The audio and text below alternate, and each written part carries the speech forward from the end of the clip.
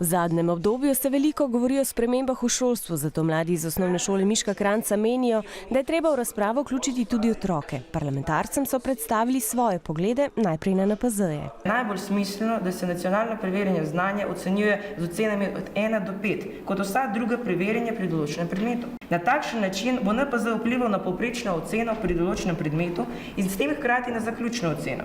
Poslanci so se strinjali, a pripomnili, da je ob tem treba prisluhniti tudi strokovnjakom.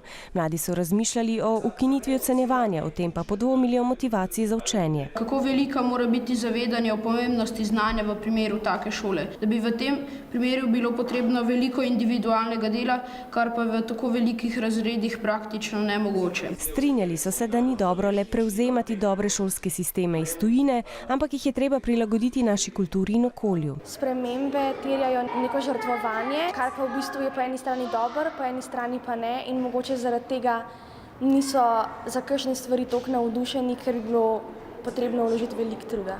Predlagali so tudi poseben predmet, računalniško opismenjevanje. Bi mogli učiti samo računalniško razmišljanje, se pravi logično razmišljanje, abstrakcija informacij, evalvacija rešitev. Seveda bi bil velik problem tudi izobrazba učiteljev. Lahko že opazimo, naprimer pri nas na šoli, da tudi učitelji za kakšne stvari ne znajo pravilno uporabiti računalnika in od tega iščejo pomoč od nas. Politiki so se strinjali, da nismo pripravljeni na poklice prihodnosti. Večji poudarek pa so dali izobraževanju o varnosti na spletu. Sodelovanje z našimi izkušnjami.